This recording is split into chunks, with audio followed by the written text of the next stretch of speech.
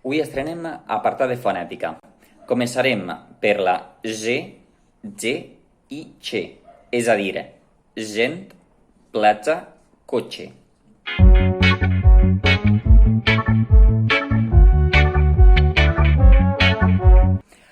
Anem a veure. En primer lloc, dins del País Valencià, tenim els tres possibles fonemes. Abans que res, fer una apreciació personal. Els mapes dialectals m'encanten i són molt útils, però trobo que les zones que eren valencianoparlants fins fa poquet, on s'està recuperant la llengua, on la gent l'aprèn tot això, trobo que s'haurien de fer investigacions per a veure la gent que hi viu i que el parla perquè l'ha recuperat, de quina manera ho pronuncia i incloure-les. Per tant, bé, em pareixen mapes excloents i trobo que tot el País Valencià hauria d'estar inclòs, encara que sigui en un altre color, encara que sigui a poc, encara que sigui en un percentatge molt més baixet, però bé, és la meva opinió personal. I res, ara comencem amb els mapes dialectals. Per començar, utilitzarem com a exemple la paraula rosa. Cap al nord de Castelló pronuncien roja, afegint-li una xicoteta i. I cap al sud també existeix este fonema cap a Benissa, on pronuncien roja. En color roig, la gent pronuncia roja, que és la manera estàndard, segons l'Acadèmia Valenciana de la Llengua. I els que parlen València Central pronunciem roja. Este fonema G es representa amb una G o una J ortogràficament. A continuació tenim platja, que es representa amb una TG-TJ. Cap al nord de Castelló pronuncien platja, les zones en roig pronuncien platja també, però al valencià central pronunciem platja, és a dir, igual. I per últim, la paraula cotxe es pot representar amb una X a principi de paraula, xache-xixotxu, es pot representar amb una TX entre dos vocals, per exemple, cotxe, o es pot representar amb una IG a final de paraula, com per exemple, maig. I totes les varietats dialectals la pronuncien che. I a nivell més general en català teniu les zones que fan gent, les que fan gent i les que fan gent.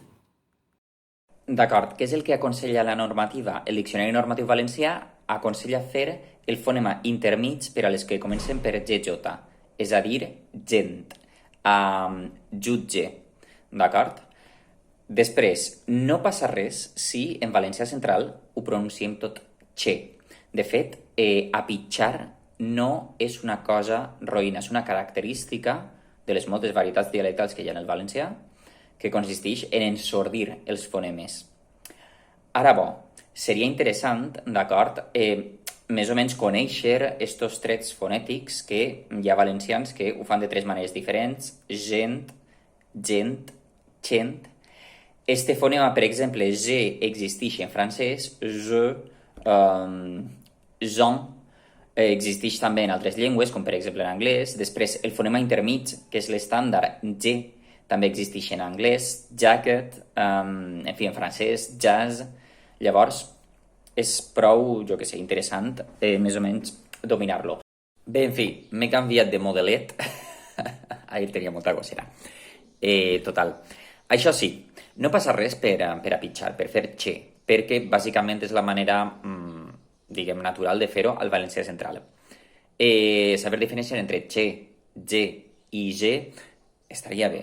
Ara sí, és important. Els noms com Josep i Joan, recordeu que la J, una de dos, una de tres, si pertanyeu a la zona on feu G, serà més Joan, Josep. Si pertanyeu a la zona on feu G, serà Joan, Josep. Si pertanyeu al valencià apitxat, serà Joan, Josep. Val, això pel que fa a la J. Després, la O sempre es pronuncia U. És un nom on sempre es pronuncia U, encara que s'escriva U. Clar, per exemple, jo quan era xicotet teníem un company que li dèiem Joan, però perquè els professors ho pronunciaven així, però en realitat hauria d'haver sigut, en valencià central, Joan, que és com ho pronuncia Mallalla, Sant Joan, Sant Josep. Després, la S de Josep hauria de ser sonora, però si pertanys al valencià central, probablement la facis sorda. Josep. I després la E de Josep sempre és oberta, no pot ser mai tancada. Llavors tindríem Joan Josep, Joan Josep o Joan Josep. Ja està, d'acord? És a dir, el fet d'intentar representar ye quan és G és com que intentem imitar el so G, d'acord? Però fem una Y castellana que no existeix. Llavors jo aconselle no fer-la, d'acord? Perquè si no podem confondre també amb una elle, que no és igual. Però d'això ja en parlarem en un altre moment. En fi, espero que vos hagi servit les diferents maneres que tenim de pronunciar la GJ quan és G, TGTJ i, en fi, i la X, TX i G a final de paraula. Vinga, fins un altre vídeo. Adéu.